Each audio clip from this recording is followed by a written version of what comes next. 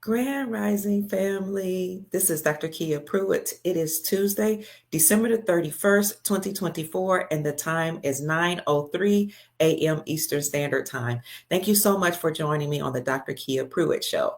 On today, we're going to talk about how to invest in digital coins, also known as digital assets, and some people call it cryptocurrencies. Now, on yesterday, we had a podcast with Mel Carmine from XRP team.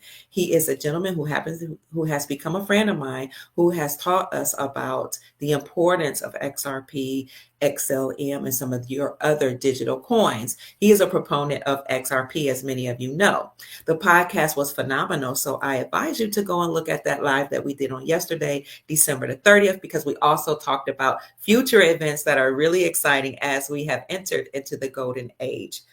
One of the things that we didn't get to discuss is a step-by-step guide on how to get into investing in digital assets or digital coins, such as XRP, XLM, or XDC. Now, one thing I want you to know is that I haven't been talking about digital assets or digital coins because I didn't have a full understanding or understanding about these digital assets. And I've always known that before you get into anything, you want to make sure you can understand it.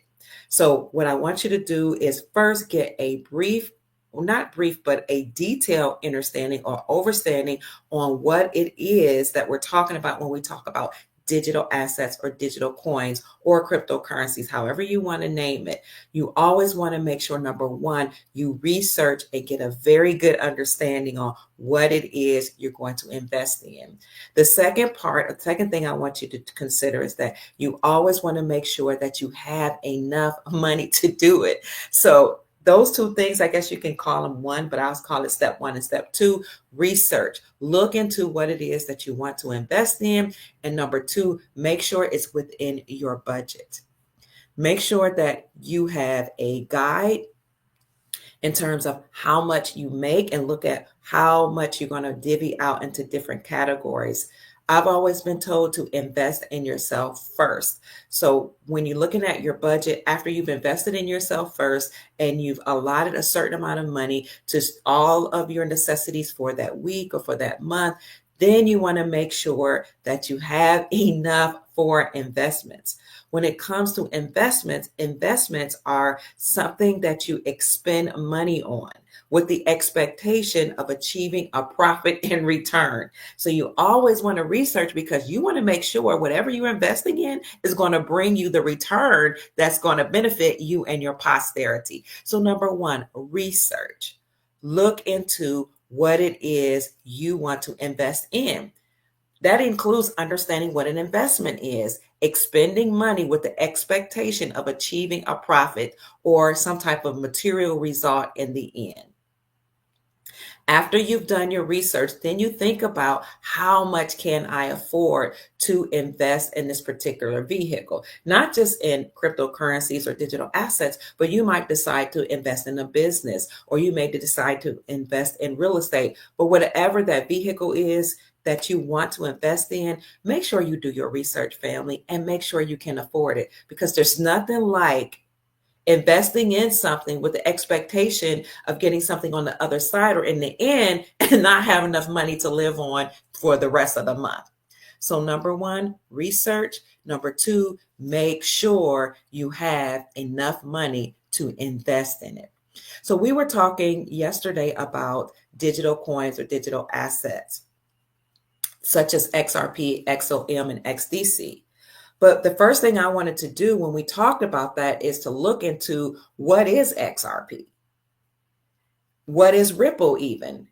Because you have to know what Ripple is in order, to get a general or even a broad understanding of what XRP and some of these digital assets are. So let me tell you here that I'm going to put all of the articles that I read from in the description section of both my YouTube video and my Rumble video so you can cross-check and get a deeper understanding. And I'm going to put in the accounts of those people that I have followed or studied that have helped me get a deeper or detailed understanding of digital assets. So Ripple is a money transfer network that is designed to serve the needs of the financial service industry. XRP is the native cryptocurrency or the token of the Ripple network, and it's consistently listed actually among the top 10 cryptocurrencies in the markets to invest in. So basically, Ripple is the company behind XRP, and it is a payment settlement system and currency exchange network that can process transactions globally. This whole network about which we're speaking is a platform that is decentralized, meaning that nobody controls it or tries to regulate it, which makes it very, very palatable for many people to get into because you don't have the government to regulate or control a decentralized platform.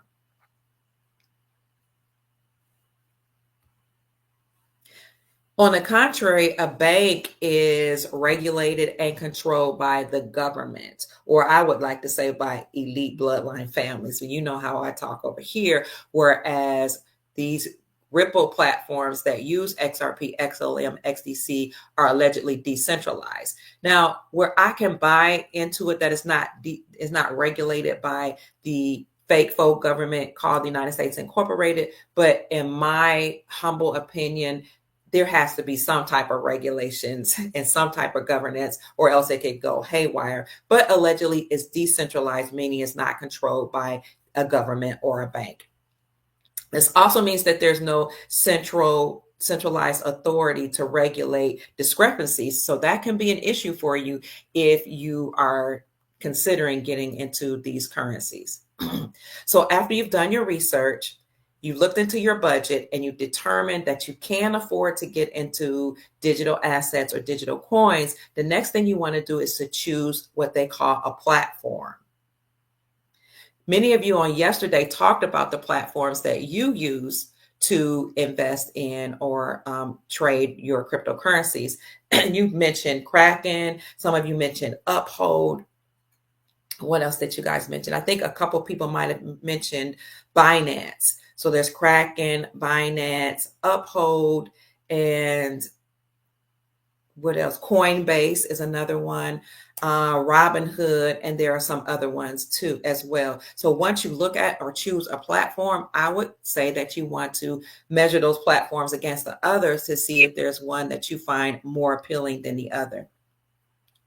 Then, excuse me, after you choose a platform, then you want to sign up. So you want to say, okay, this is the platform that I've chosen, Uphold, to get a certain coin. Well, I've chosen several different platforms from which to choose or to purchase these coins. Then you want to sign up for those different platforms. And usually when you sign up for them, they ask you to verify that you are who you say you are. You may give your name. I don't recall if you give a social security number. I don't think so. So you give your name and then you do upload some type of identification. And the purpose of uploading identification is to verify that you are who you say you are. Most of these exchanges require a verification process, and that's due to their regulation. So you see how I said it's decentralized. It's not necessarily controlled by, but it is regulated by some governance or some governing body. And that I will leave that up to you to do your research to determine who's regulating these platforms. Excuse me. Then you want to fund your account. The way you fund your account in order to purchase some type of digital coin or cryptocurrency is through a bank transfer. So you might have to put in your banking account information, your account number, and the name of the banking institution, and what else? There's another number that you give, but all of your banking information if you want to do it by bank transfer. But some will also allow you to use a credit card instead of using your account information or your bank account. So you can fund the platform or your purchase by uploading a credit card or a debit card or your bank accounting information. And then next, you want to choose what you're going to buy. Some people say you should start with well-known coins. I say you should start with what you've researched. So for our intents and purposes, because we talked about these three different ones on yesterday, I want to talk about XRP, XLM, XDC. Allegedly, according to my research, XRP is going to be backed by gold, XLM will be backed by silver, XDC will be backed by copper. I'm going to leave it up to you guys to do a little more in-depth information and research into how that's doable or what exactly that means. But you want to choose what to buy. Then you want to make sure you know exactly what you're going to buy, because these coins are volatile. The prices do range, they go up and down. And so you want to know exactly how these coins are performing, how they performed in the past, and look at projections into the future. So look into certain people that know more in-depth information on cryptocurrencies, digital assets, because they can kind of speculate on what the market will do based on what it has done and based on what other coins have done before these coins that we're talking about. Then after you choose the coin that you want to purchase, then you want to look at a wallet. And the reason why you want to research which wallet you want to get into or protect your assets in is because a wallet, again, protects your assets, and you have to give a certain code so that only you can access your wallet.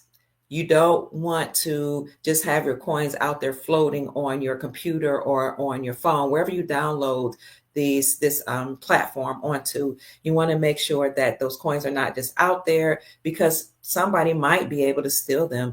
I remember about, I want to say 5 or 6 years ago, there was a gentleman who used to have a very, very well-known podcast who had invested in Bitcoin. And I don't have a preference on whether you should invest in Bitcoin or not. I don't know enough about it. But he had invested in Bitcoin, but when he left his coins just out there, and he had, I guess it was an easy to determine code or numbers that he had associated or attached to these coins that he had on his phone, somebody was able to tap into his phone and steal his coins.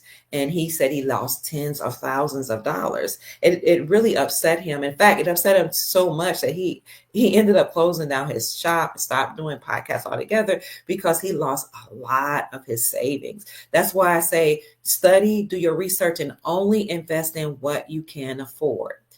One person that I would talk to if I were you, if you wanted to know and understand and understand what a cryptocurrency wallet is Dave XRP Lion, and you can find him on Twitter. I've done many shows with Dave XRP Lion because I was introduced to him by Gold Star Mother Susan Price, and he is a gentleman who worked in banking and in finance for many, many years. So he's not just some everyday run-of-the-mill salesperson. He's done investments for years. He helped people invest, and he worked in the banking industry. So Dave XRP Lion, again, can be found on Twitter, but also on Rumble, because he has a thriving channel there, and we can bring him on the show as well at some point if you're interested. But I've had him on many times, and his shows always blow up when he's on my show, but his podcast is very, very popular. So you want to make sure that you have a wallet. Choose which type of wallet you want to buy, or you want to store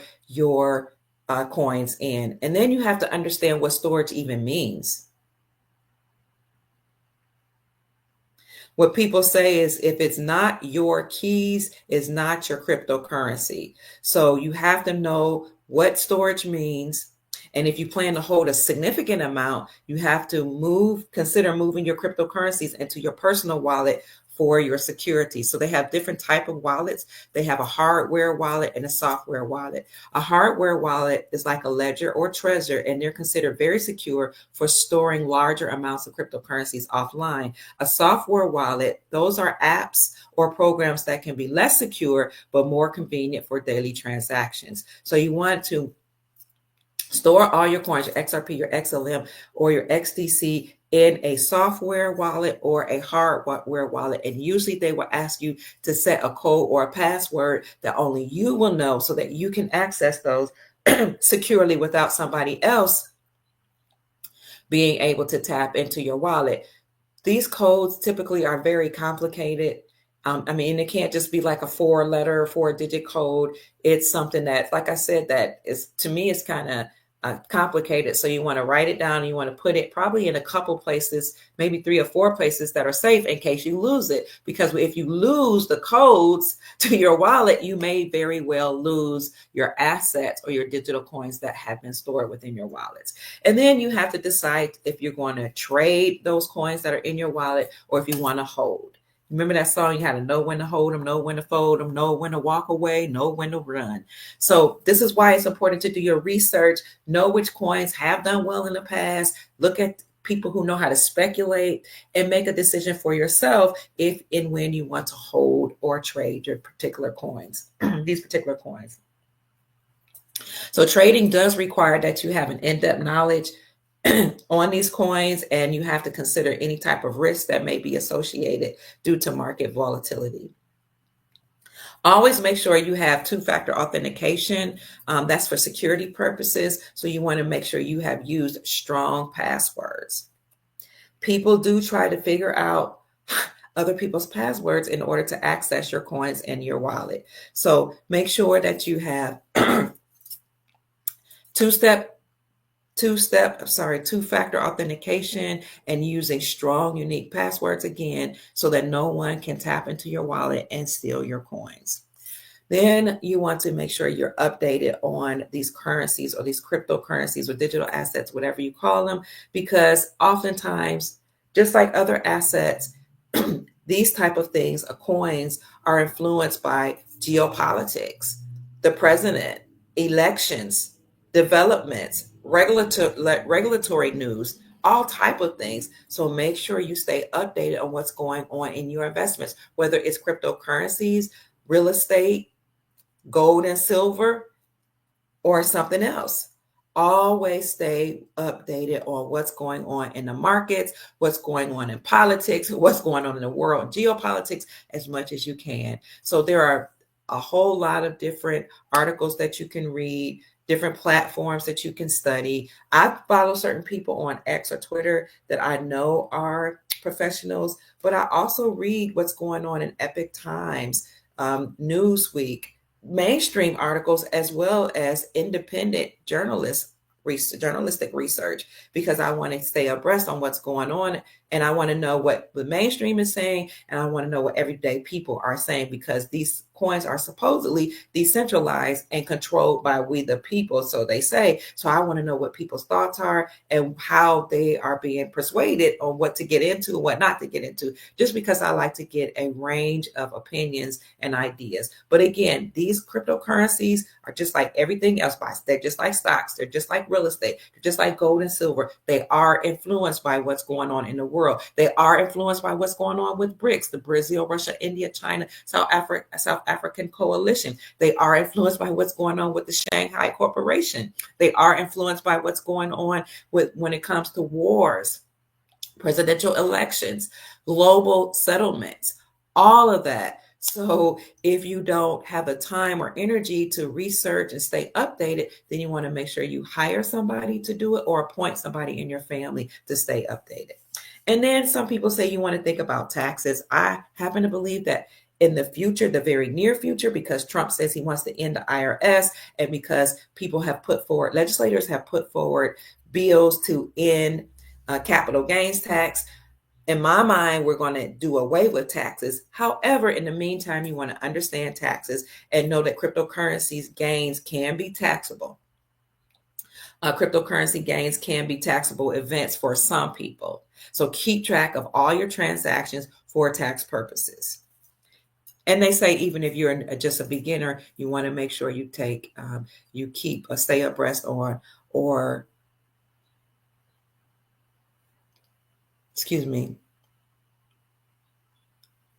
keep a record of all of your trades and all of your purchases, and not just for cryptocurrencies, but for everything, even your foreign currencies. You want to keep track of what you bought, who you bought it from. You want to keep track of the receipts. You want to keep track of the rates. You want to look and research how these currencies did in the past. Have they ever revalued? What was the revaluation rate? What was the reinstatement rate? What influenced the reinstatement rates? Was it because the United States went into those countries and rebuilt the infrastructure? So all those type of things you want to stay abreast on, because you want to know how your investment is going to perform. And again, you want to make sure that you continually do your research, because at some point you might decide that a particular currency, cryptocurrency, or digital asset or coin that you've invested in might not have performed the way you wanted it to. So you always want to make sure you diversify. That means you consider looking into several coins or several different assets. So this is not by any stretch of the imagination financial advice. This is just what I am doing or what I have done.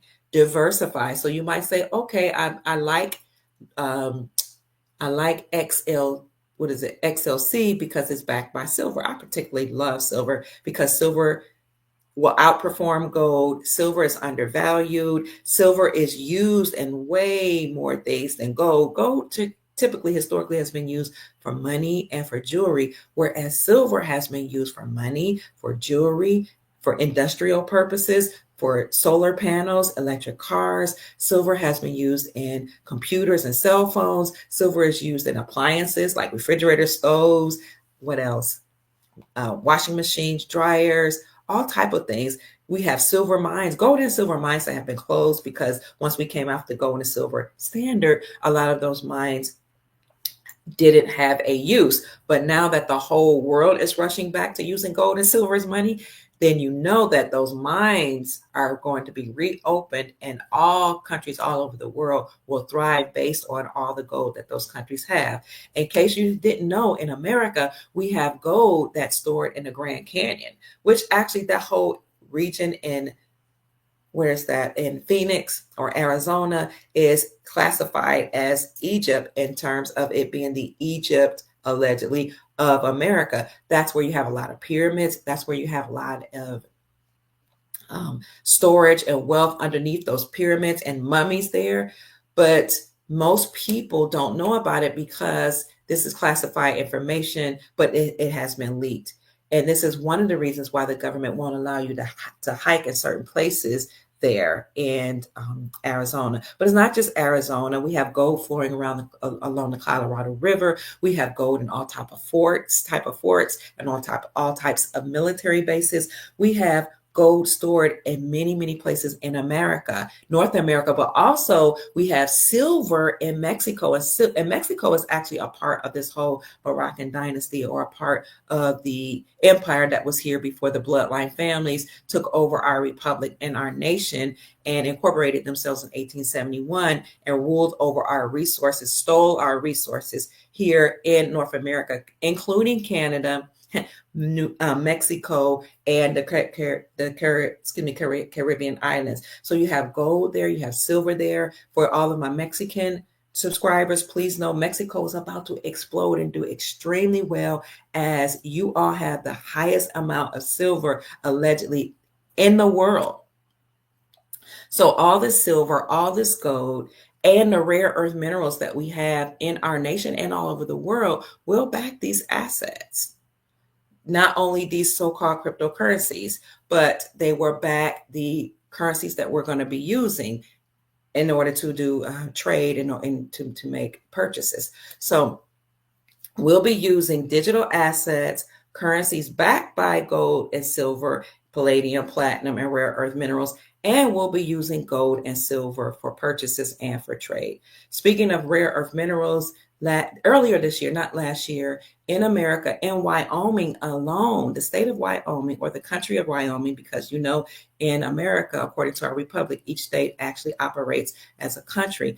In Wyoming, they found 2.34 metric tons of rare earth minerals. So that, according to these articles that I've read, makes us the wealthiest nation in the world in terms of rare earth minerals. So it really doesn't matter that much, because all countries' currencies will be one by one, or will actually be one to one in terms of value. So once we see a global currency reset, which is happening right now, then you'll be able to use your currency and send it to somebody in another country or purchase something in another country on these blockchain platforms, trading platforms, and it will go from your currency and translate or transition into that country's currency when you use these payment platforms. And those countries' currencies will be one to one. So this is a very, very exciting time for we the people in the world, not just in America, but all over the world. So, family, this was just a brief step-by-step guide based on the people that I have studied, based on the people with whom I have spoken, and based on my research that I've done. Any detailed questions, I'm going to refer you to Dave XRP Lion because this is his area in terms of cryptocurrencies, wallets, storage, and things of that nature. If you have a large purchase and you want to make a large purchase, then Mel has advised us from XRP QFS team that he can help you with those large purchases.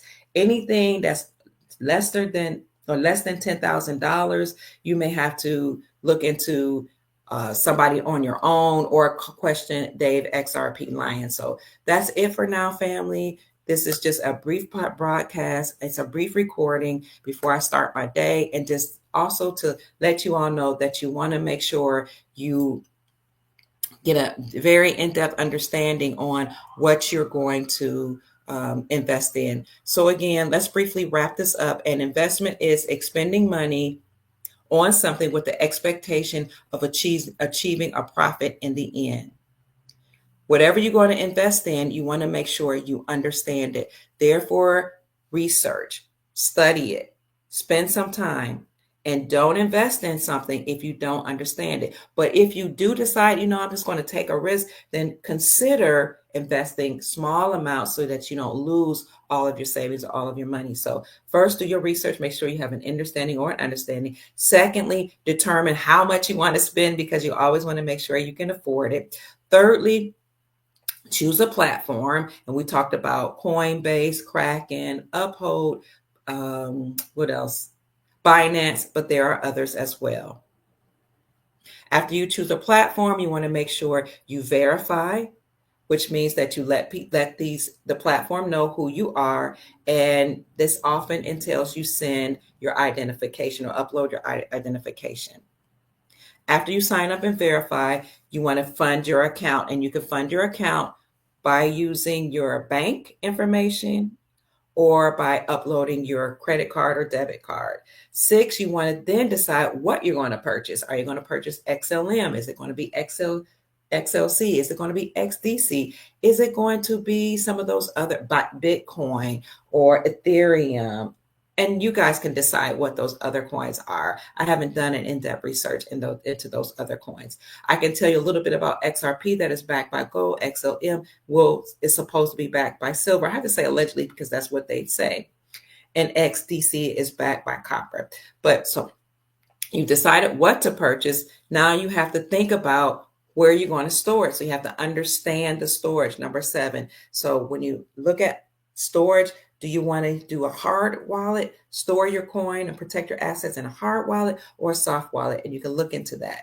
What does that mean? A hard wallet, like a ledger or a Trezor, those are considered very secure for storing larger amounts of cryptocurrency offline. A software wallet, those are apps or programs that can be less secure, but are more convenient for daily transactions. And then you want to decide if you want to trade. You want to use one cryptocurrency to trade and get another, or if you're just going to hold.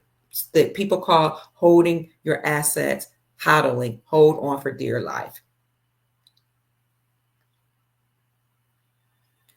Trading does require that you have an in-depth knowledge, usually because it's riskier, of course, than holding your asset or hodling. Then 9th, you want to make sure that you always provide or enable two-factor authentication.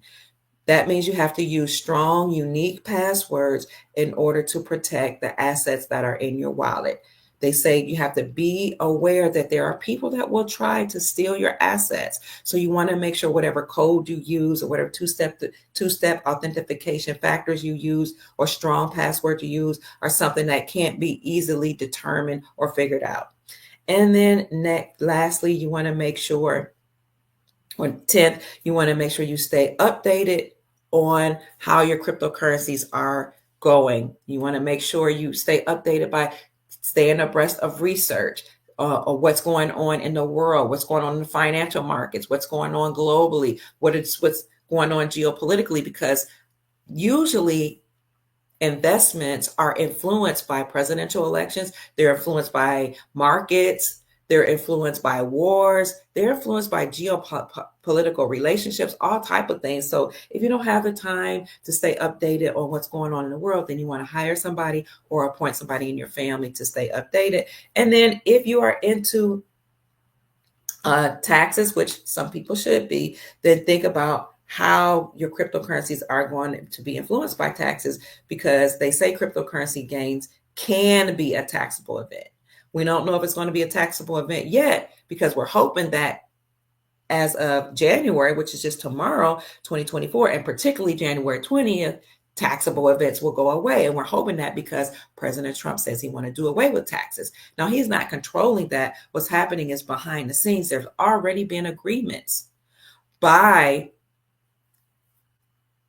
we'll just say others, that all over the world, we're going to end taxable events. Now, that is in alignment with NESARA and GESARA. If you've been on my channel for a while, you understand and overstand that the National Economic Security and Reformation Act and the Global Economic Security and Reformation Act determined, when it was passed in 2000, that taxes will go away except for a 14% tax on large ticketed items. So we're hoping that purchasing or trading cryptocurrencies or digital coins will not be a taxable event. But just in case, keep track of your all your transactions for these tax purposes, even if you're just starting out.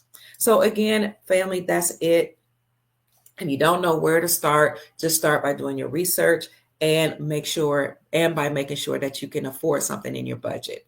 No matter what type of investments you want to get into, start small. For example, when I first heard about cryptocurrencies or digital assets, I didn't want anything to do with it, because I've always been told if you don't hold it, you don't own it. And this is why people say take your coins and put them in a wallet, a hard wallet or a soft wallet. Now, it took me a long time to even get into this, because I'm saying even if it's in a wallet, I don't hold it, I don't see it, I can't touch it, it's not really tangible.